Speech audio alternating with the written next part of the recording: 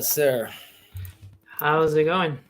Thank God. I'm going to add the link to the chat if anyone wants to join.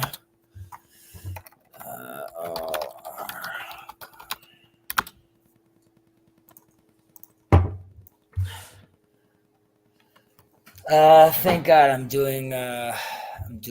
Do you have your tea? I got my tea. Yeah, I have Okay. my tea.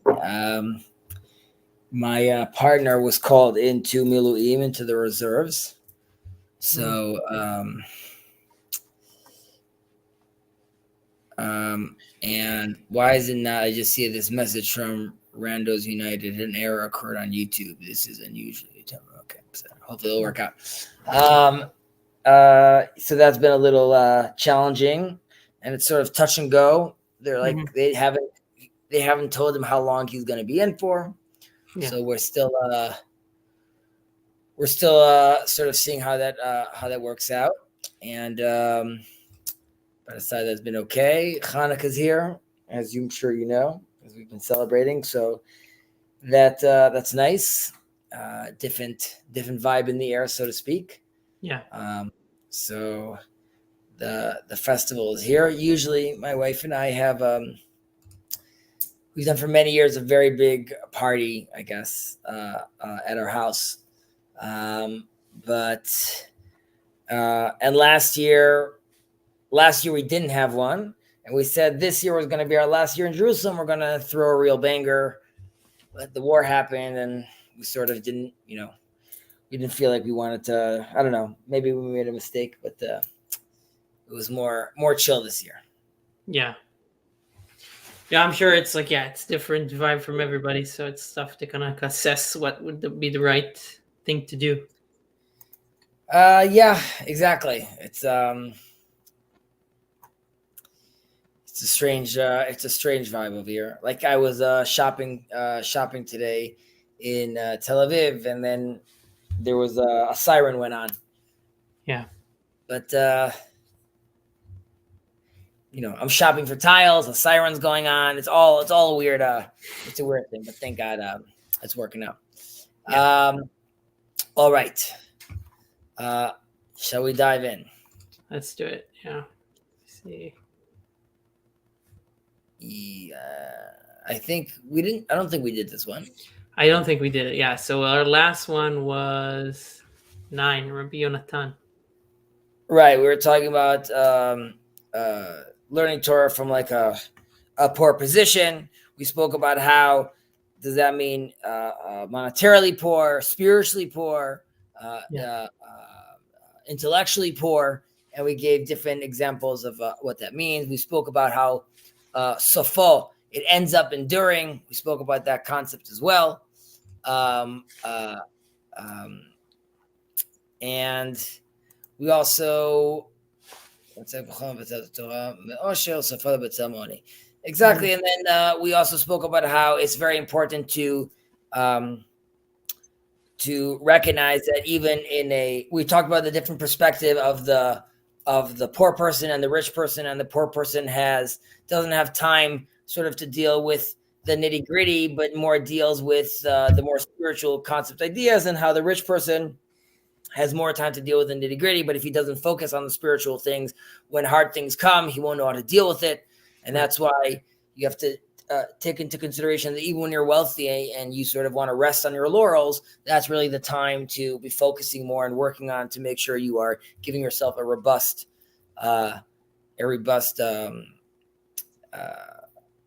foundation or understanding. Yeah, I was thinking about an airbag.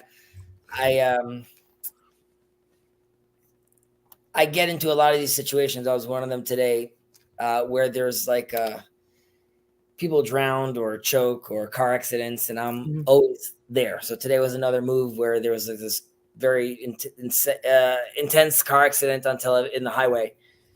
So I got out. I had to like smash the guy's glass window open, but I had to use my I have this podcast gear that I never use, but I have like the stand for the microphone. So I was using that, but we got him out of the window in the end. But my family sort of laughs at this point, or they blame me for this, because they're like, you're always in these scenarios, like you're the one that causes it. So wait, you said this happened today? This happened today. Yeah. Wow. Okay.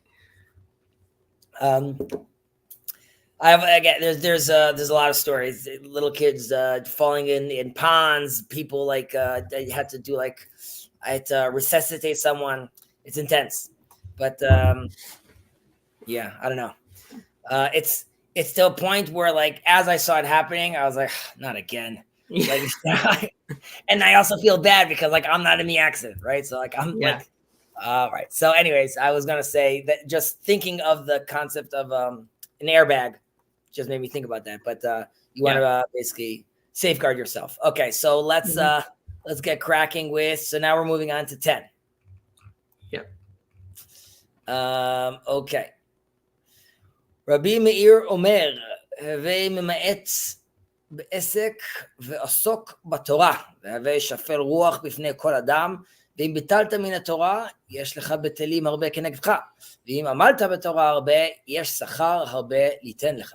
Rabbi Meir would say, engage minimally in business and occupy yourself with Torah. Be humble before every man. Be humble before every man. If you neglect the Torah, there will be many more causes for neglect before you. If you toil much in Torah, there is much reward to give to you. Okay. So, Rabbi Meir. So this is before the sealing of the Mishnah, right? Some say this is where, this is where Rav Yehuda Hanasi, the prince, when he puts together all the Mishnayot to start writing them down, he's basing it on an earlier work that Rav Meir was already putting together of some of these things. So that he's like sort of working off of his footnotes, so to speak. Interesting tidbit about Rav Meir is that there are some that say that he was a descendant of Neron, the emperor, Okay. and which is a very, very bad emperor who also apparently used up all like some sort of purple marble. He basically used all the purple marble in the world, I think, or something like that. He has this crazy bath. You could see it in Rome. It's this massive bath just out of this purple marble. He was really into that. Apparently his designers have a very either time. They're like, we get it, Nero. A lot of this everywhere. Everything purple bath. Yeah. There's a story of Rav Meir that he tried to remove. Maybe we mentioned this earlier on. Rav Shimon ben Gamliel, who was the head of the Sanhedrin at the time, they tried to have him removed. They tried to pull off a coup, and they tried to. The story goes that they tried to embarrass him by asking him specific questions about this, about a more obscure topic. But someone heard this and went and sat next to the rabbi without the rabbi knowing and read out loud this topic. And then the rabbi, the next day when he had the question, he already had it in his head because he heard it from the student. Now, once this happened, they decided to, because seemingly Rav Meir was trying to sort of climb the ladder, the hierarchy ladder, right? And for ego purposes, so to speak, they decided to call him Acherim Omrim and not use his name anymore. And there is an interesting midrash that when Jacob meets Esau, it said he was fearful. And one of the determinations why he was fearful, he says, because if I have to fight with my brother, I'm going to kill the Acherim. And they say that the Acherim is that Yaakov saw that even in Esau, down the line in his lineage, there is someone like Rav Meir. And he was nervous that if he kills Esau, he's going to end up cutting the lifeline and the lineage, and eventually we're not going to get down to Rav Meir. So that's just a little tidbit about and why he connects back to Neron. The idea is that he comes from Edom, which people associate with Rome. So he was a student of Rabbi Akiva. He was also student. This is a different Acher. He was also student of Elisha ben Avuya, the famous Acher, and there's the famous story how they come, they're learning together on Sabbath. He's on his horse and he's walking, and they get to the Tchum Shabbat, to the border of Shabbat, because they have the Eruv, and Acher tells Rav Meir, you should stop walking because you're about to, and Acher and Rav Meir tells him, how about you come back? And it's both come back, live physically, and come back spiritually, come back into the fold. But unfortunately, that doesn't happen. I say this like every time, but he was also one of the brilliant sages. And they say that he was so brilliant that, like, in theory, halacha should be according to Rav Meir, but because he's so brilliant, and I believe it says, no one got to no one really reached the bottom of his understanding. And because it was too abstract, like they knew there was truth there, but it was too abstract for people to handle. So that's it's like when you do a math it's like you do your math test and the teacher asks you, can you show me how you got there? Right, exactly. Yeah. Okay. And then I tell him, if you just work a little harder, just keep on looking. Right. So he said, so off the bat, we could see over here that they're saying in classic form, even though you and I have been discussing this already a lot here, which is like, what comes first, what's more important. So here the main focus is seemingly Torah study. And we say that you shouldn't be focusing on your business. And by business, you could look at it as meaning like in your actual, your livelihood. Some people say that business means like the business of worldly matters. Anything that's not Torah is like the other business, so to speak. Ha'esek, the things that you're dealing with. So that shouldn't be the focus, as in less about the monetary stuff, more about like the worldly stuff. Some have interpreted this, as we spoke about also a few portions ago, with regards to the payment of the study of Torah, right? So some people say over here that don't make the study of Torah or the teaching of the Torah a business, as in that's like more holy. Obviously, today we see there's plenty of teachers, and that was one of the things that also had to change because we saw no one was really teaching anymore. And it's sort of like, in a certain way, what is the motivation that Rabbi Meir has even saying this? Because it's clear that while you're engaging in Torah, if you're actually engaging in Torah, you really won't be able to be engaging in other things, right? Like if I'm focusing on Torah right now, then clearly I'm not like dealing with other stuff right now. So like you're just saying like I should deal like less. And so Rav Chaim, the Rav Chaim from Volozhin, the famous Volozhin, so he interpreted this as more of this is sort of take baby steps, as in like mema'et means slowly but surely start to cut down, and that could be over like a long period of time. But the idea is like, even if like Chezi, you just opened up your business, then somewhere in your business plan it should be like, and here I start stepping back and start learning more. But the attitude is like it's not going to lead to Torah study if you tank your business, right? So you got to like, you can't decide like you read this Mishnah and you're like, I'm closing shop, I'm going out, I'm not answering this email. Rather that you have to at some point give yourself a stop and say like, now I have to start focusing on something else, or slowly but surely making my way, changing my habits, so to speak. And so it's like an active thing, like dynamic. Sorry, go ahead. It's like an active thing. It's Correct. A dynamic thing that you want to see. You have like, it's about the right balance and the ideal, where you want to, the direction of where you want to move.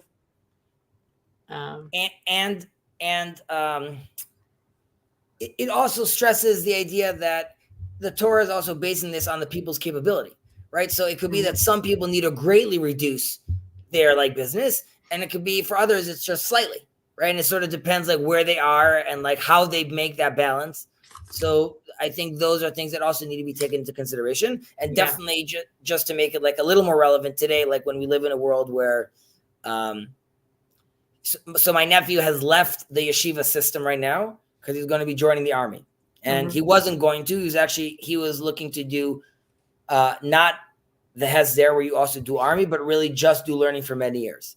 Even though his father and his uncles didn't do that, but that's sort of what he wanted to do. But after the war, he decided I need to join the army right now. But now he's sort of in this middle ground because like they're not ready for him to get drafted yet. So he's at home and he's like working. He's doing like some other side jobs, but he has like this whole series of podcasts and lectures and stuff that he's listening on. And, he is still engaging with that as much as he can while also working, right? Yeah. So you could be like, this person, you could say maybe he's even learning more than he did before because like now he's just like, there's just like this passive sitting down and learning. My point being it's dynamic. It depends on the person's capability. And I think it's, while we could read different interpretations into this line, that to me sticks, close to home. And in general, you could also see the focus being, because I think you and I have already seen that there's clearly a push to also study and also work, but there's a sense where it's setting the priority. Whether you're a soldier or whether you're a scientist, like you could be the leader of your industry, but through what are you leading your industry through? Through the vision of Torah and then science, or is it science and then Torah, basically? Because once your hierarchy is oriented properly, it could be that you're never really, quote unquote, stopping your business, but it's all being done for heaven's sake or being done properly. So then I don't need a neuroscience to be like, maybe you should stop researching how to, fix brains. And his attitude is be like, what do you mean? I'm manifesting Torah in my own way. But we want your priorities obviously set.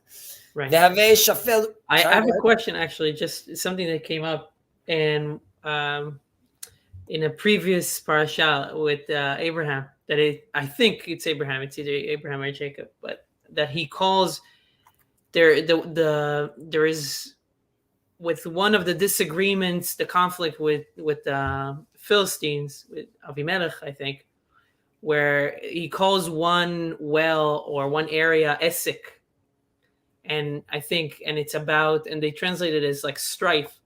So I wonder if here it's like I think that's kind of like the translation that you use in terms of Esek being the business, but business that is about strife, or the conflict that you might have in business. The conflict that you have in business, or the conflict you have between the tension you have between business and Torah? Well, the tension that maybe is part and parcel of business. In a business environment, it might be more the atmosphere, the environment might more be affording to a kind of strife, a kind of conflict that is about one side trying to get more than the other side. So it kind of leads you into these dynamics where you have a lot of strife. Obviously, you try to avoid that, but that's kind of.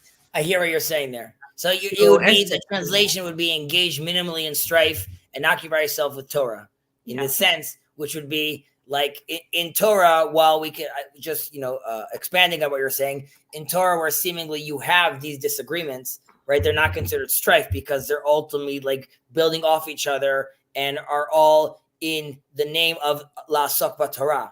Rather, Havei et be'esek, which is just like strife with no actual goal, right? It's just strife that ends creating that tension.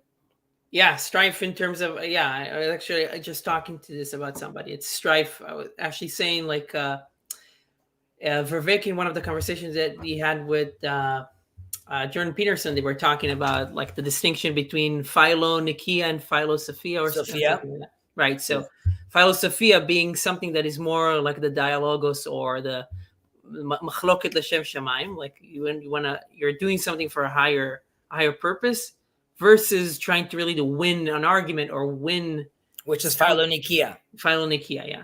Whereas the goddess, the Nike, and where we have victory from, right? The Nike, the shoes, the brand, which Israelis call Nike. Yeah, that's I still call it difficult, Nike. Right? Okay. Okay, where were we? Havei shafel ruach bifnei kol adam.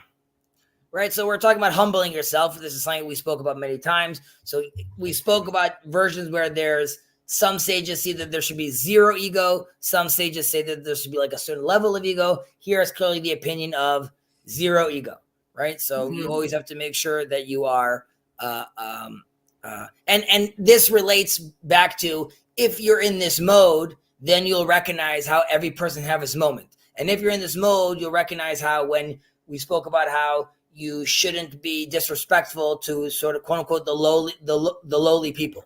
But however, if you always put yourself in this mindset, you won't be looking at people that way. Again, it's sort of there's this built-in tension, because like you almost sort of need this ego to recognize the fact that like you're nothing.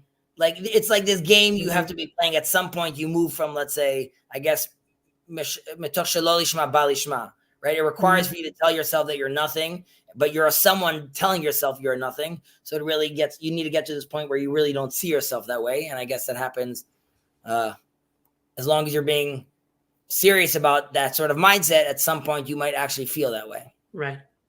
Yeah. However, we mentioned how in Modeh Ani, in the morning, it sort of requires you to, again, recognize yourself as someone that God is interested in. And for that, it requires, at the very least, the recognition that you exist. Unto yourself, with your own needs, with this is like a discussion about the ethic. Like, you know that you need the business, or at least part of it, at least initially, or at least for a stretch of time. They could have said, do no business. They didn't say do no business. They said do less, and then we just gave interpretations. Less could be gradual, less could be nothing for some individuals. So, v'im bitalta mina Torah. So what is bitalta mina Torah?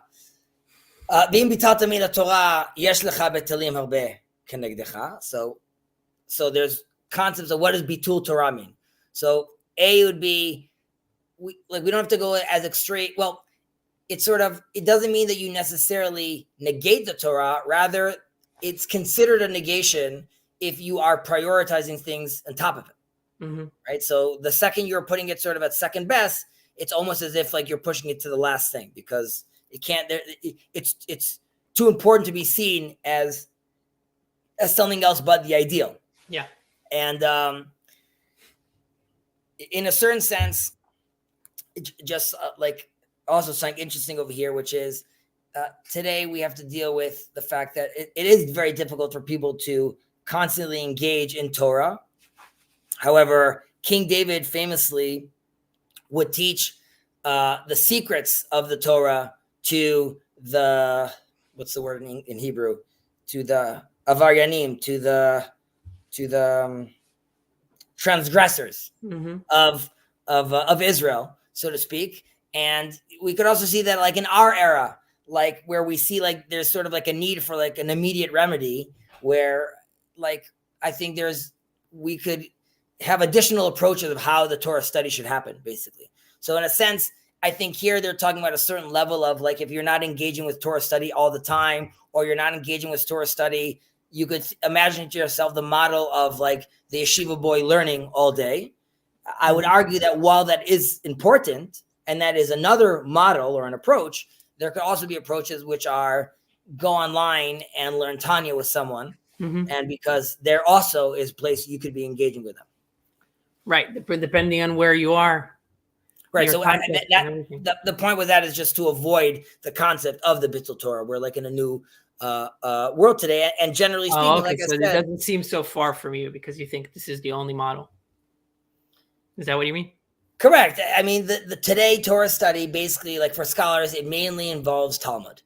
And famously, Ramchal spoke about how the Talmud is really preparatory. And that's really just like you're setting up the table for the main course, which are like the stories, the mystical studies of Maaseh Bereshit and Maaseh Merkavah, physics and metaphysics, and the secrets of Torah. That is considered the Davar Gadol. There's a famous dispute between Rava and Abaye, and they call the Davar Gadol is Maaseh Merkavah and Maaseh Bereshit. The Davar Katan is the study of the Talmud and the Mishnah. Obviously, these are relative terms when we say Davar Katan, but the point is, after 2,000 years, when one wanted to be very close to God and very holy, he would physically attend the temple. After the destruction of the temple, everything got moved back into the 4 cubits of halacha. And then the more you studied and the more you knew, that was the indication of you getting closer to God. But, as we said many times, that's not the ideal necessarily. More, that was like a default system that we went into. Yeah. Right. So I would say that would be what we'd say, like the Bitul Torah. The Bitul Torah is easy. People not focusing on Torah. However, what I was just pointing out over here is that we could still not necessarily focus on Talmud, or let's say classical Torah study day in, day out, all day. Rather, there could be other versions of doing this, which would still keep us in the world of maintaining Torah and perpetuating Torah, and not necessarily see it as abandoning the Torah.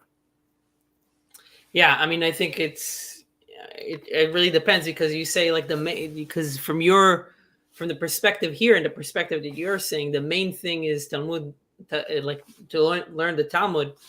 But from my perspective, where I'm coming from, like specifically, that assumes that I would think that assumes that I have a good knowledge of the Torah itself, and Jewish perspective and worldview, which I didn't necessarily. So there's it might be assuming even like understanding before you go into Talmud, because this is also something that I'm thinking about in terms of what to learn first. Like how to systematize it for myself. But yeah. So using you as an example, and obviously you're not the transgressors of Israel, you have to imagine King David, I am, for example, in this example, that he could be looking at, let's pretend the sages of Israel are standing next to him, right? And they're like, look at these hoodlums. He's like, okay.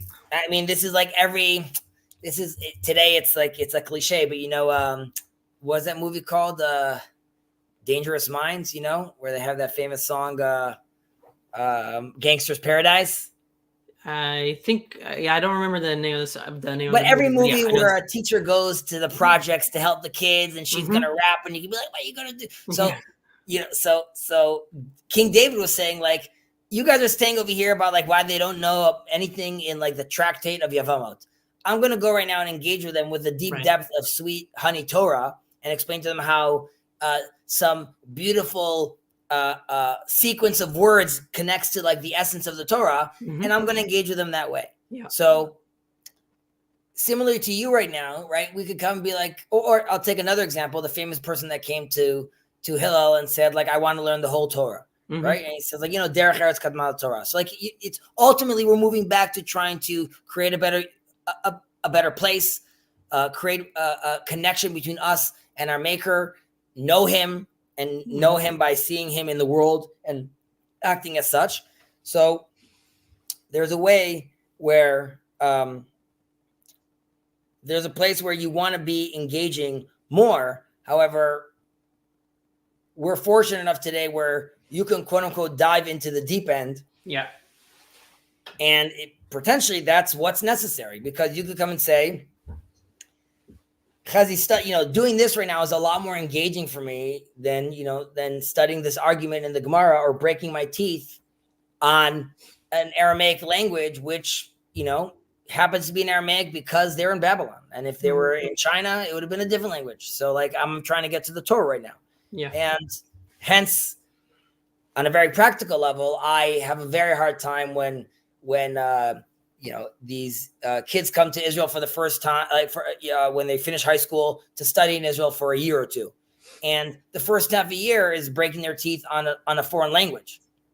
And you could be like, well, they should have been better prepared at home, maybe. But I think if you came here to study and learn, then I don't know if if it's been half a year and you're still having a hard time, then you're losing a lot of your study time.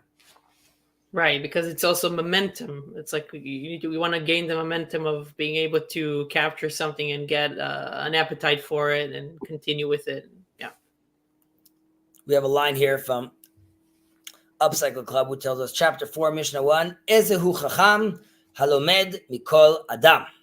Yeah. Who is wise? One who learns from every person. Correct. And we see that again and again and again. And again, also a cliche where you see in a movie, the hero looks at like the lowly servant and gives him a face. I'm like, wow, you surprised me. You could help me. And you're like, yes, everyone has potential for greatness. V'yesh lecha betelim harbe kenegdecha. And there will be many more causes of neglect before you. So the English translation gives us a little hint of like where we're going with this, which says basically that if you prioritize other stuff, these new priorities will end up creating more versions where I'm sort of missing out and then I'm losing on both ends. I didn't get to study Torah, and the things I wanted to work out didn't necessarily work out. Again, there is some sense over here which this is supposed to be, from above, right? Yeah. That quote unquote be punished. It more has to do with it's unwise to neglect the Torah, because if you're disregarding the Torah, you're showing like a lack of understanding of what's important. And without that level of discernment, other things will, occupy you and you'll get confused, and then it will lead to bad business practices. It will lead to bad decision-making. And here they're sort of playing off the idea that like, if you're messing around with Torah, you're clearly going to mess around with other things eventually as well. Right. So it's like you're starting some kind of pattern within yourself. Like if the biggest thing, if you're neglecting the biggest thing, and if you're letting that responsibility kind of like, I don't have the right word for it, but yeah, if you're neglecting that kind of responsibility, then it maybe like seeps into you where smaller things along the way kind of like become less important, or you start kind of like being more lazy or less attentive. Yeah. And as the Mishnah tells us in a different portion, Im lo achshav ematai, right? If not now, when? As we read earlier on. And there's a sense also of urgency again here, which is we're saying that if you're going to mess, like you just said, if you're going to start already here at this point, putting in bad code, then down the line, there's going to be a hiccup. There's going to be issues because you're starting with bad code. So here too, if you decide to be like, I'll just do this later, then later you've already going to be pushing off the next thing. And then, it starts that dangerous pattern. Do you have like you have a famous example of this? Of what? Of this happening, or maybe this happened to somebody that, maybe where someone that didn't focus on Torah specifically, then his priorities don't work out. And the answer to that is no, because we see people that are completely secular and are quote unquote billionaires, right? And then they'll be like, well, what does that mean? Or so this ultimately means that these things are talking in sort of in God's language, or the stages are borrowing from God's language, which this is long-term conversation, right? So they're going to be like, if you want to point at like the Babylonians, well, they're gone now. So I guess it didn't really work out for them to focus on it. Now you'd be like, well, that's a really long, scope. But arguably the Jews could be like, great, and I'm still here to talk about it, right? So like I'm still promulgating this truth, and so far, it's the little Jew that could, right? He keeps on chugging up that mountain. Yeah. So the sense would be that ultimately, and I mean, you could come and say like, well, Christianity and Islam, they're still being nurtured from the Torah. So like, even though like you could say they're not focusing on Torah study, it's still Torah being Torah, the unification of God is being promulgated around the world, right? So you could still say that these two are still continuing on this path. I would also say that a lot of the Torah values have already been integrated in many ways into our society as well. So here too, you could have like a lot of that happening as well. But I think it's more a sense of, it's true in a smaller sense, which is like you should find the right thing to prioritize on the top of your hierarchy, because otherwise you're doing idol worship, and down the line that leads you to nowhere. So here too, like it's what goes up first, and you could say it's Torah study, but we obviously realize Torah study really means devotion to God. Yeah. If I think of like a specific example, of someone. No, that was a good answer. Someone like close a book and be like, I'm done studying, pick up his phone. All my answers. Yeah. Everything was taken from me. Mm-hmm. Yeah.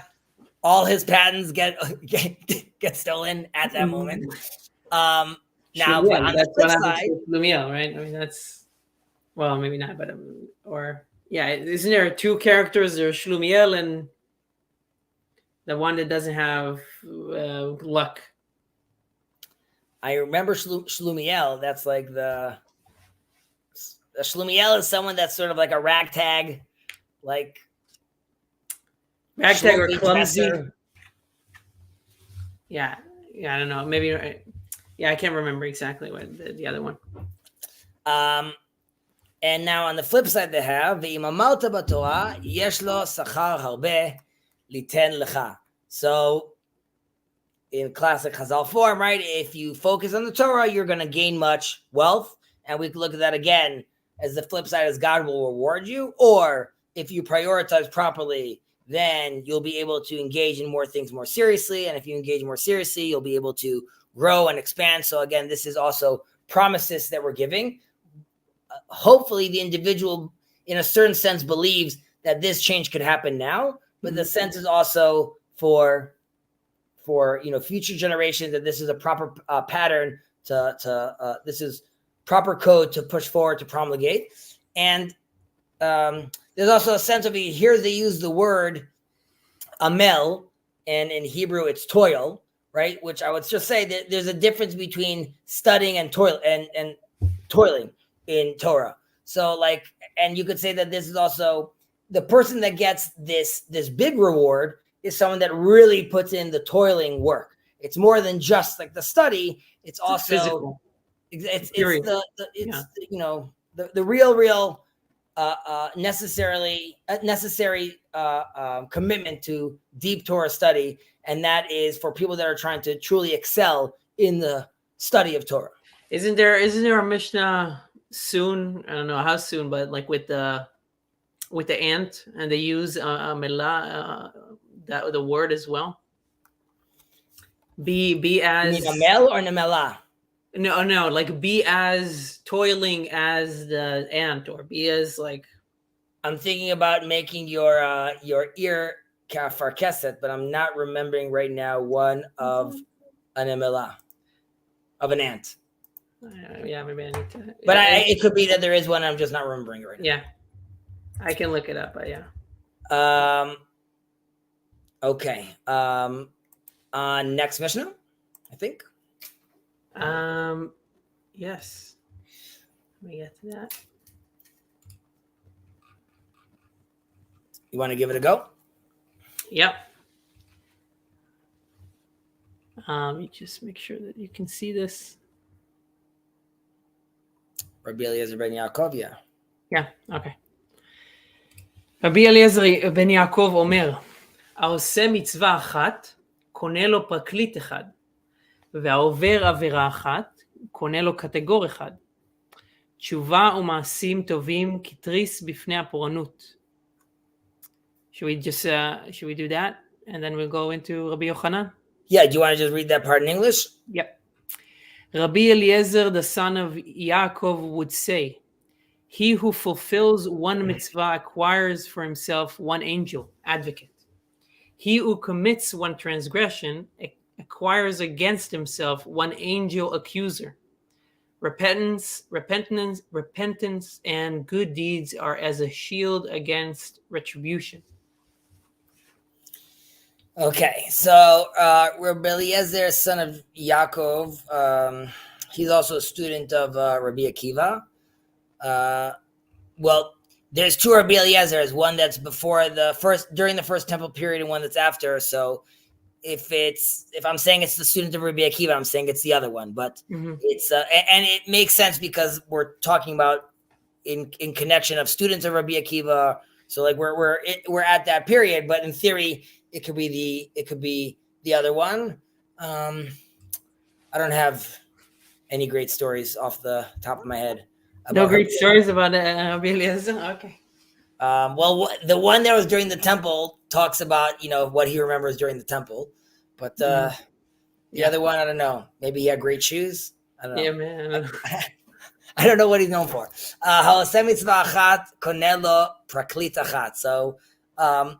off the bat, it would be strange. Why does someone that does a good deed, why does he need a defense attorney? Right. So the idea is that the person that's doing the good deed might not always have the opportunity to do a good deed. And the idea is that he needs a defense attorney, so to speak, to, on his behalf, say he's not doing good deeds now, not because he doesn't want to, because we see already that he did the good deeds. It's just he doesn't have the opportunity right now. He doesn't have the time right now. You have to understand he's been very busy.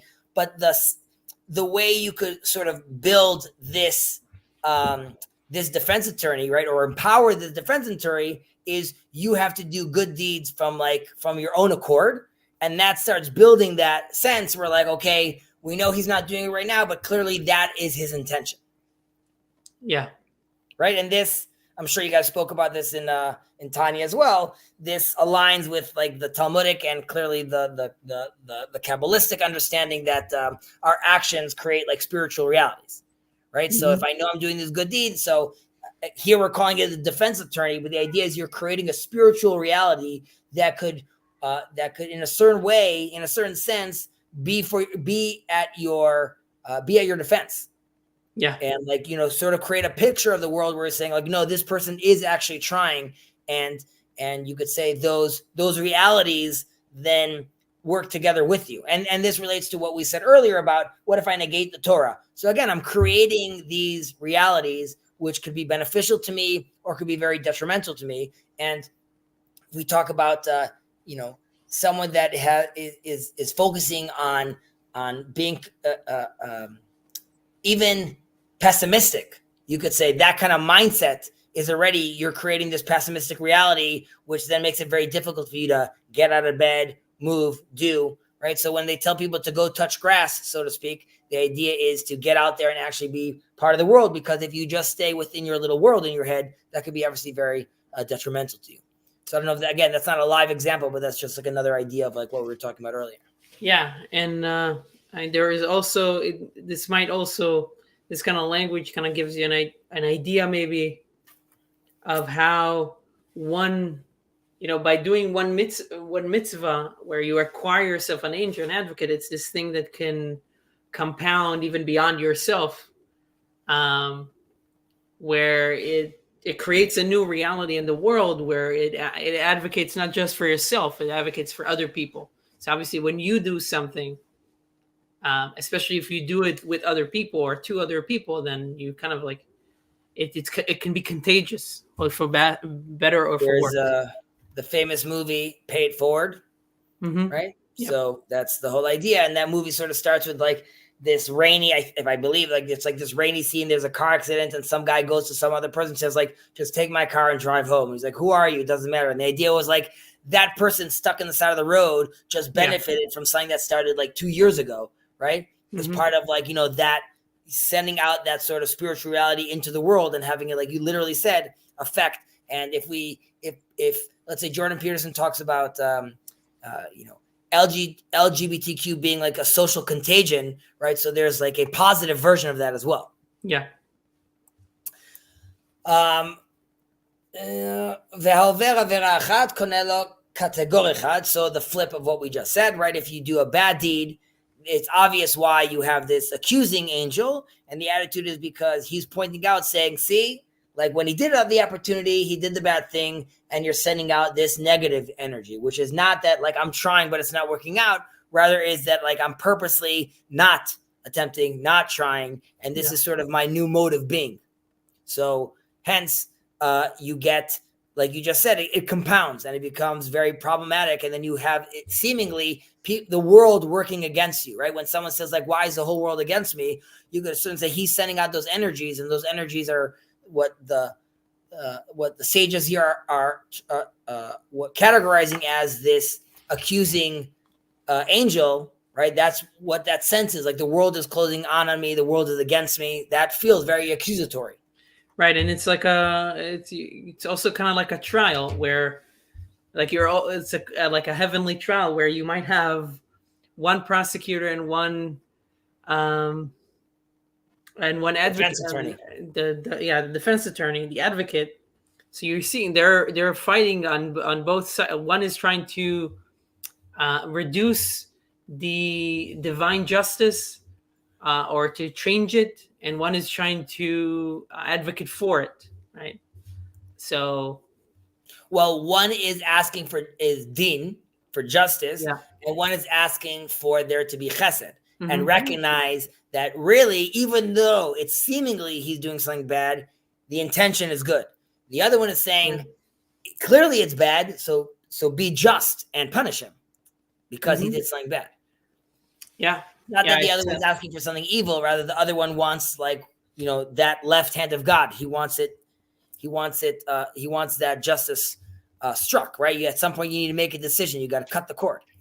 Yeah, it's very interesting. So I'll just give an example because I was just reading this chapter in the book that we're reading for the book club, Kabbalah of Forgiveness, that discusses. You're talking to me about other things? Other book clubs, yeah. So I apologize. Okay, go on. But yeah, I was talking about these the angels and the prosecutors, and it was trying to talk about giving an example from, let's say you're with your spouse, and your spouse is making you angry, so you can try to, before she makes you angry, what you can do is you can try to help her set up her own defense attorneys, meaning when she maybe takes the trash out or does the dishes, that becomes this one redeeming quality. Hopefully there's some more stuff that she does, but like more qualitative stuff that she does. But those things are kind of like avatars or things that you can keep in your heart when the anger, when something bad happens, you can remember, well, at least she's doing all those things for me, so at least I can remember that, and those would advocate for her and for me to kind of like remove my anger and just remember that specifically. I'm laughing because the move I do is I go at night when all my kids are sleeping, and I look at them at night, and that charges me for the times where, like, I'm like, now they're quiet and they look like little angels, and I love them. And then when I see them tomorrow morning, I'm like, remember, they're the cutest little kids. But in a certain sense, that's also sort of what steel manning is, right? You want to come and say, like, I want to really put myself in your shoes and give the best argument I can for, like, why you did X or why you're looking at things this way. And if one could constantly practice with that kind of mindset, or as we say, ladun kol adam lekav zchut, right? Yeah. We should be looking at everyone's and judging by, like, his the best of his deeds. So yeah, that is a very healthy mindset. Yeah. Okay, onwards. And v'tshuva u'ma'asim tovim ketris b'pei hapuranut. Right? Repentance and good deeds are as a shield against retribution. So the retribution that we're talking about, we're going back to this court case, right? So now, seemingly, right, on one hand, in both versions that we explained right now, the case is that you're being judged right now. And clearly no one's sure, right? One guy is saying that, like, no, usually he's great. Yeah. One guy's saying he's not great, but no one is there, just like, clearly you're in question. Right? So, like, if you're uncomfortable in this scenario, in this position, the attitude is, guess what? You could click, like, I forget what the buttons are when we were playing Mortal Kombat, but click that combo and you have your shield, your tris. Yeah. Okay. And this, generally, like, your shield is protecting you from, arrows, if we're using this analogy. And each mitzvah is like a shield that is against, like, a specific kind of harm, but it's not enough. Just like, because there could be shooting an arrow and someone could be coming on the other side with, like, a lance at you. So if you want to be fully protected, it requires many good deeds and many mitzvot, because each one sort of contradicts the other one, right? And so that's all the shield.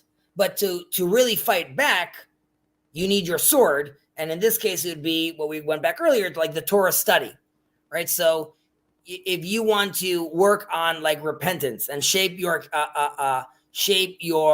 character in the proper way, so you need to have your shield up, you need your good deeds, and you need your repentance, which is to reshape your character and then come out sort of swinging, like you come out with your sword then, and swinging in this case would be, doing charity, like Maimonides says, is like the antidote against like stringiness, right? Like, so that's like sort of, that would be like the sword to fight against that issue. Yeah. And showing love would be, fighting back against like the anger traits. So you have to, again, do the good deeds to give yourself that shield, and then repent and act in the ways of Torah to be able to, actually move forward and gain ground. Right, because the repentance is a creative process, because you're creating a new identity, new behaviors. So you're reshaping yourself and the reality around you. So it's creative beyond the reactive. Right. So the shield is passive. Passive. Right? Yeah. And I'm being active. Exactly. So they're saying you need both, right? You need to fortify your shield, and at the same time, slowly, in the movie 300, there's like this scene where they just like push and push, like slowly, step by step, they gain that ground, while making sure they have that whole beautiful, shield of all, like the layers of shield of all of them, making sure that like the weakest link was going to allow the arrow in. But if they're all oriented properly, acting as one lance, then it's actually a very, very productive shield. Yeah. There's the example, Sparta. Okay. No. Okay. Onwards, we were at in the middle of here with Rabbi Yochanan. Yep. So Rabbi Yochanan Hasandlau Omer, Kol Knesiyah Shehi L'Shem Shamayim Sofa L'Yitkayem, V'Kol Knesiyah Shehi L'Shem Shamayim Sofa L'Yitkayem, V'She'ena L'Shem Shamayim Ena Sofa L'Yitkayem. Rabbi Yochanan, the sandal maker or cobbler, I guess, would say, every gathering that is for heaven's sake will endure.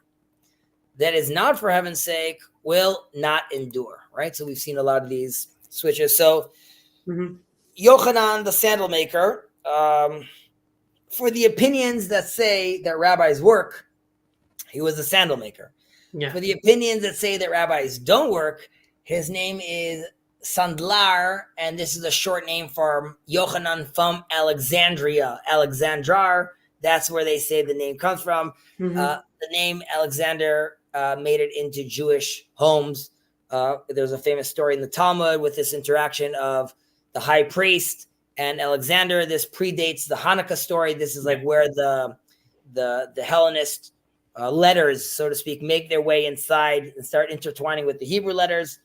And they say that a lot of children were called Alexander at that time, and that name has stayed with us ever since. So in this case, they're saying this Rabbi Yochanan guy, he is from this place, Alexandria, in this case, and that's why it's his name. I like the idea that he was a cobbler and actually working. He also was a student of Rabbi Akiva, as we're going through all the people here that are connected to Rabbi Akiva, and he famously even studied Rabbi Akiva when Rabbi Akiva was in jail.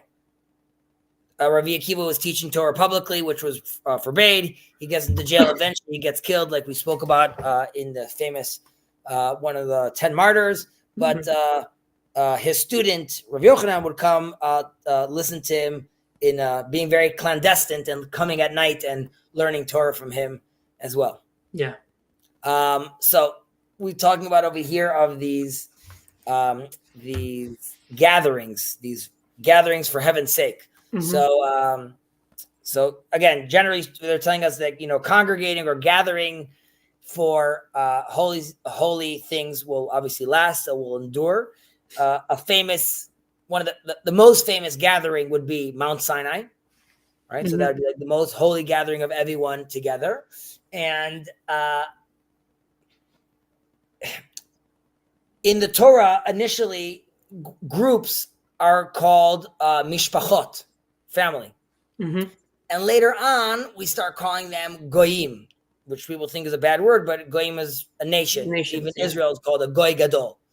And this is like reflecting, you could see like a shift from a cultural bond to like a territorial bond, so to speak. Mm-hmm. But God's promise to Abraham is v'nivrachu b'cha kol mishpachot ha'adama, right? All the nations of the world will be blessed by you. But in English, the translation is nations. In Hebrew, it's mishpachot, which means families.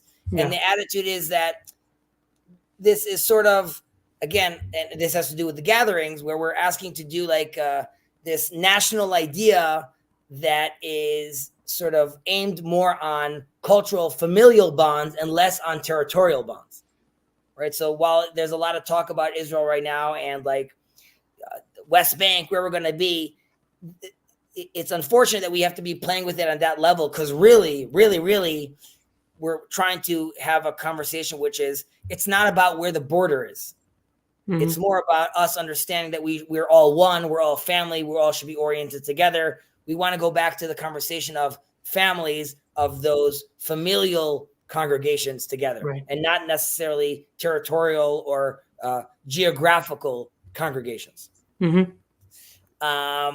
And there's also, just with regards to dovetailing on what I just said right now, there's also the specific terminology with regards to the Torah uses for culture. They usually use the word lashon, which means like language. But and that would symbolize something that's more like internal, like an internal bond, because it's in my mouth. And then there's safa, right, which is also language, but that is air coming out, that's external, right? So we're less looking to have this idea of the safa, of the breath, so to speak. It's more about the lashon, the tongue, the internal way of communicating, which is more intimate. Right. I guess Bavel, in the Tower of Babel, they use safa. It uses like they would have safa, or they were trying to. They started with safachat dvarim achadim, right? Yeah. And that would be, as we move into this, v'sheina l'shem shamayim and safa litkayam, an unholy gathering, and that famous one would be the Tower of Babel, right, where you could see a gathering where seemingly you'd be like, oh, we're gathering, that's awesome. The problem is we're not gathering properly over here. Yeah. The Safachat Dvarim Achadim shows that there's no room for anything else. There's only one language, and their things mean one thing, and that starts feeling very authoritarian in a certain point, and less freedom over there. So obviously, even like a standard congregation or gathering of good intentions, but there's nothing holy over there, won't sustain for very long. And I think we could see this also from, let's say, a sociological point of view, that like naturally human beings form groups, right? So you could see but you could see this happens automatically. Yeah. The problem is that groups need more than just like the natural cohesion between them to endure like a long time.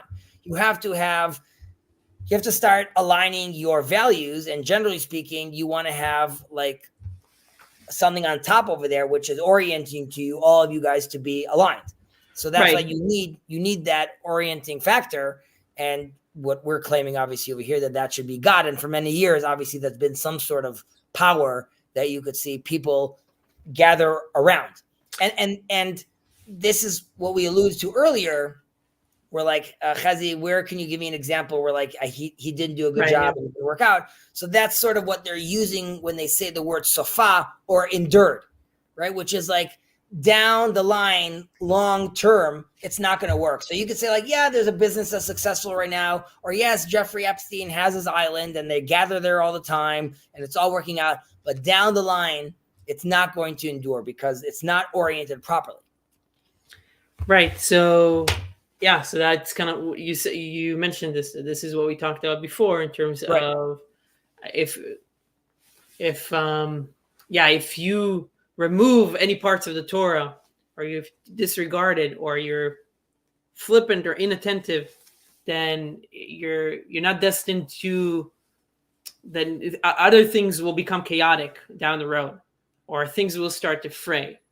And I think you can see that. And obviously this has been kind of like a discussion around, like in the corner. I think it's what brought a lot of different people into here, because they're seeing things starting to fray and they're trying to figure out why is this happening. And it's not enough to satisfy like the physical or the social needs, right? Like you need something spiritual. You need moral aspects of the human life that really, you want to move forward with. And this relate, like you just said, the meaning crisis. Like, what are we? It doesn't matter that we're countries and we're people all together until talking on social media. What are we doing? Where are we walking towards? And I'm just thinking about this like as like an interesting example of this. In the morning in Jewish law, if I'm on the way to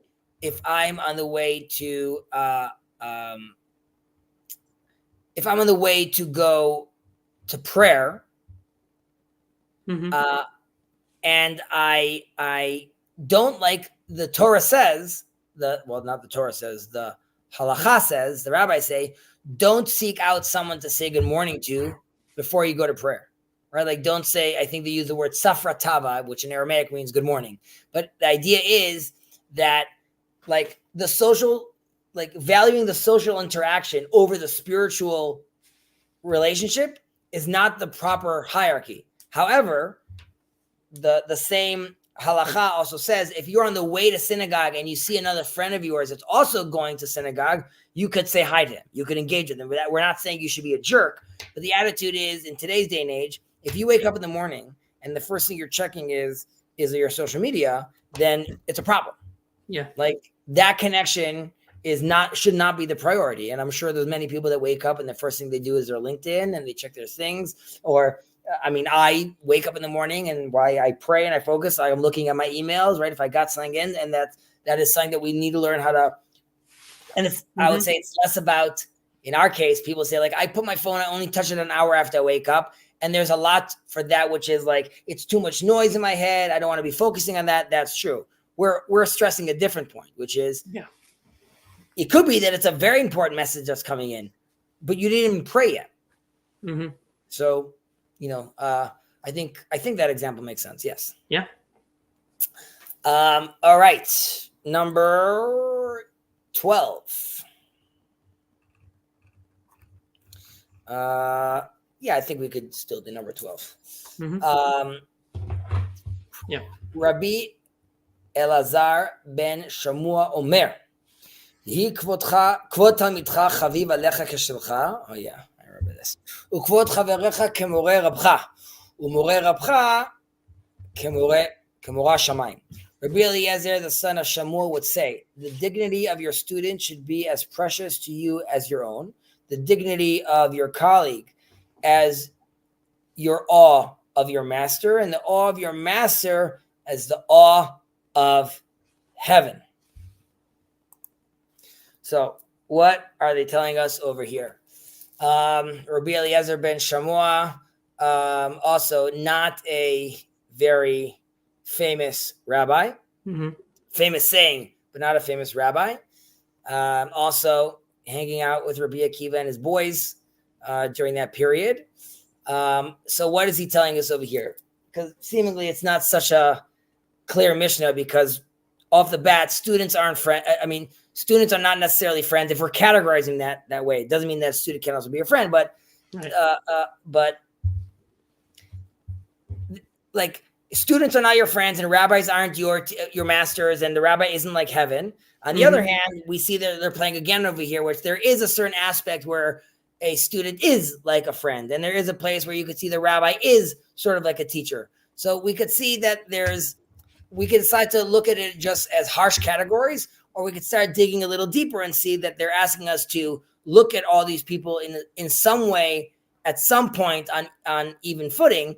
And this also relates back to what we were saying earlier about everyone has his place and people should respect people. So in order to get to a place where you're looking at your student like your rabbi, at the very least, you have to first humble yourself, like we said earlier. And at the very least, you have to make sure that you're listening to what other people are saying, because none of that's going to happen without doing those prerequisites first. And there's a famous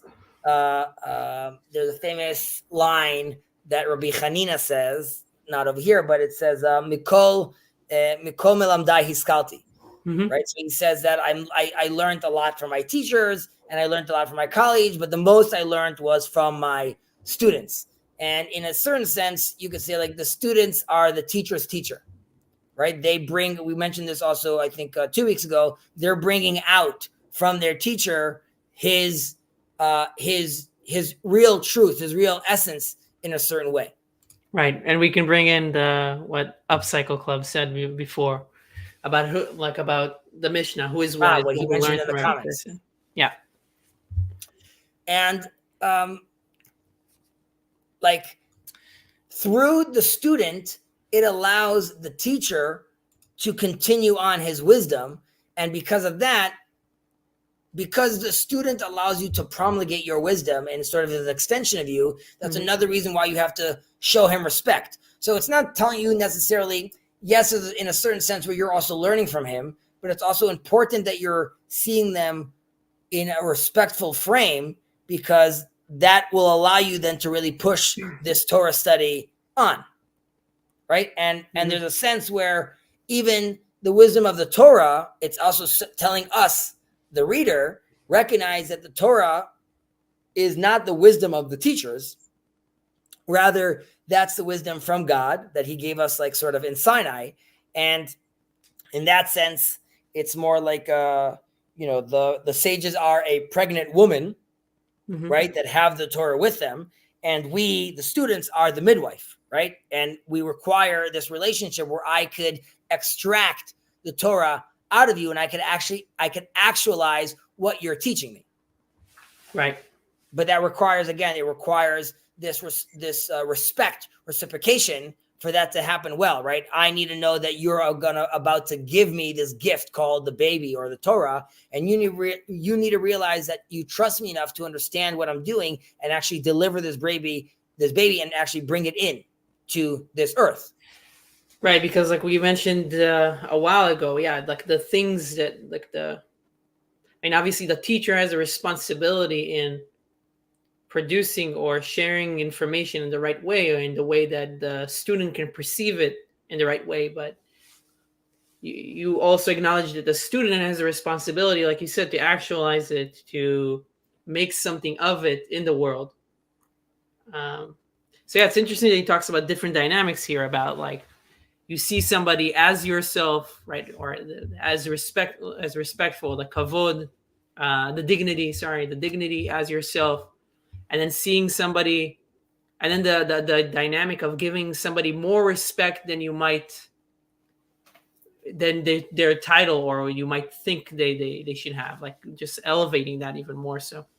Because at the next point, you're at the different part of the ladder where you want someone else looking at you the same way, right? You want someone to, in a certain way, assume or believe that you could also know more than you sort of let on, right? So at some point, I want to be looked at a rabbi. At some point, I want to be looked at a student. At some point, I want to be looked at a friend. And there's a sense also that if I think that the Torah that you're teaching me are my own words, right? That sort of falls into the land of philosophy in a certain extent. And the teacher could be sort of locked in his own loop. However, if the student is listening to it and thinks it's the words from God, right? When we're saying that you have to look at your teacher like, that the awe of heaven, then I allow it to pass through me. Like I'm not letting it get locked up and stay in my head because they're my words now. And I'm this great philosopher. Rather, you're giving it to me and I'm letting it go through. And if I let it go through, I might come to a completely different understanding from the words that the teacher told me that the teacher never even noticed. Right? Because he wasn't necessarily let it flow through him. There's the rabbi David HaKohen, who's famously known as the Nazir, the Nazarite rabbi, who was a student of Rav Kook, one of his closest students, and he put together a lot of Rav Kook's writings, took his notes, took his classes, and put them together. And Rav Kook famously told him that when I read your notes of mine, I discover myself, right? Like I discover what I said, because like I said something, you understood what I said, and then explained it back to me, and I'm like, I know a deeper version of what I was telling you that I never actually thought I understood, but clearly that was somewhere deep inside me. Another very famous story about this, we might have spoken about this in the past, which is Moses wants to go into Israel. God says he can't. Let me just at least be a student. So he brings him in and he sits in the 7th row of Rabbi Akiva's class. Mm-hmm. And he's saying things that Moses has no idea what he's talking about. And Moses gets very weak. And then someone asks, how do we know this? And Rabbi Akiva answers him, we know this from the tradition from Moses from Sinai, Torah Moshe Sinai. And when Moshe hears that, he gets nichamtani, he gets reassured, right? He feels better. And the idea is, like, in theory, if we're thinking about like the way the Western world looks at it, he should say, like, I never said that. Like, this is not what I said. I didn't even know what you're talking about. Mm-hmm. Rather, there's a sense where Moshe realizes that everything is connected back to him. And these are things that maybe he didn't understand at the time, but these are branches from his tree, so to speak. And you're only going to be able to learn that if you, at that moment, he saw himself as the student, not as the rabbi, right. But the student was teaching him based on what he learned from him himself as a rabbi, right? So there's sort of like this yin yang happening at the same time. It just they're both at different vantage points, and they're both looking at things from a different perspective. Mm-hmm. So I guess the one maybe like more like devil advocate question would be, if you assume that if you're in awe of your master, is you assume that is the awe of heaven, or you're saying those are divine words that are coming through. How do you handle like, how do you know, like, does that not make the teacher faultless? That's like, basically you're saying that this what you're interpreting right now, I think is the word. Right. So looking at this mission in theory, you could say that we're looking at this and we're basically saying that from the first glance, right, that I'm looking at this Torah as basically this teacher's, right? He is now being divinified in a certain way. And we know people that look at rabbis and be like, these are like the most pious, the most holy. Mm-hmm. Basically, they're God in a certain sense. And what we're saying over here is to recognize, to not look at the rabbi as like, you should look at the rabbi as like a small God compared to the great God, which is in heaven, right? Mm-hmm. So it's not saying revere your rabbi like heaven, rather be fearful to not look at your rabbi as if he's God, right? So I'm saying it's the exact opposite of what it would seem like in the beginning. But really, it's telling you that in this case, be wary not to think that the rabbi itself, as in we put you through these loops. The friend is the student is the teacher is the rest. So all that's true. Yeah. However, when it gets to God, and you could be like, and I should look at the rabbi like God. No. When it gets to God, recognize the difference. The source is God. And that is, like we said earlier, because the source is God, if the rabbi is oriented properly, it will flow through him like the pregnant woman to the student who could be the midwife and take it, who could then bring it back to the rabbi, right? I just taught the baby the new trick. Even though the baby's yours, guess what he could do now that he was hanging out with me? The rabbi now becomes the teacher, right? So all this is happening at the same time, which sort of leaves us with this friend, right? Because we didn't really like focus too much on the idea of the friend. Yeah. But here too, I think we know about there's like a friendship between people. Real friendship is helping each other out, right? And helping each other out is really putting someone else ahead of me in a true sense of that kind of friendship. Also, right? To the way I would want myself to be loved and appreciated, I generally do that to someone else. And if I'm doing that to someone else, here you could see that you are honoring and sort of putting him on a pedestal in a certain extent and recognizing him as a true friend where you want to do things for him. Yeah. In general, there's a sense also, like we're just talking about, like honoring over here, that, I mean, God himself is called HaKavod, right? David talks about Hitorari, Kavod, like, they should wake up. So this is also, the honor is to recognize where sort of God is sort of in between the lines, right? In his soul, I can recognize there's God is there, that the divine is there, and that's why I want to honor it. That's why I want to connect it. So there's also this play of words, which is recognizing the divine and then honoring that as well. Mm-hmm. Yeah, I wonder also, kavod is like heavy, kaved. So when it tells you kavod talmidcha chaviv alecha keshelcha, it's like the hardship of your friend, what is heavy for your friend.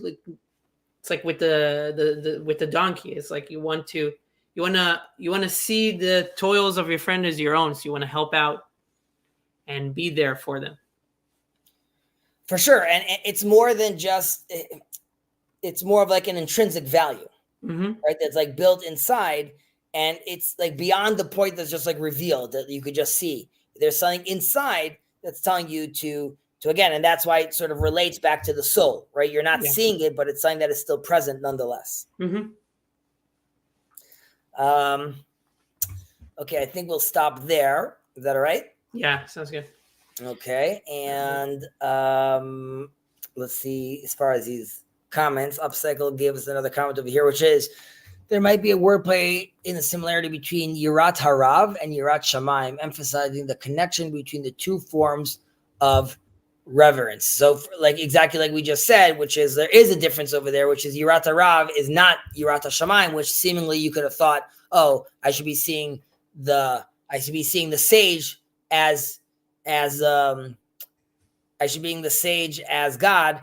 I'm going to be talking, not tomorrow, I'm going to push it off to next week, but in Bnei Noach, we're also going to talk about in the chapter of idolatry, how, sometimes you could get caught in that place where you're almost looking at the rabbi or looking at the sage as like an idol. And that is obviously problematic, right? We want to be very careful from doing that. And again, we want to let God's divine wisdom flow through us and not be stuck. And that sense of flowing through you, going all the way back, requires zero ego, being humble, recognizing the other, being the student and the teacher and the rabbi all together. So, that you need that dynamic. When we talk about that Moses was the most humble person, there's a sense which is that he was completely clear, void of all ego, which why it allowed God to fully fill himself up with him. There's also the reverse of that, saying that like he totally knew who Moshe was. He was so confident in himself and recognized himself, that allowed him to be Moshe Rabbeinu, because he really fully embodied his true potential. Yeah. So to speak. And then one more line over here from Upcycle. Yes, Yirat Shamayim translates both as reverence of heaven or fear of God. So kudos, we're with you. Thank you so much for your participation. As always, appreciated. Anyone joining now, you're late. And you're welcome to join us next week. As always, Ben, much appreciated. Thank you, Chezi. Appreciate it from you as well. We'll continue onwards and upwards. Michael El Chayil. So have a fantastic week and a happy Hanukkah. You too. Peace to you all. Happy Hanukkah. Pow. Pow.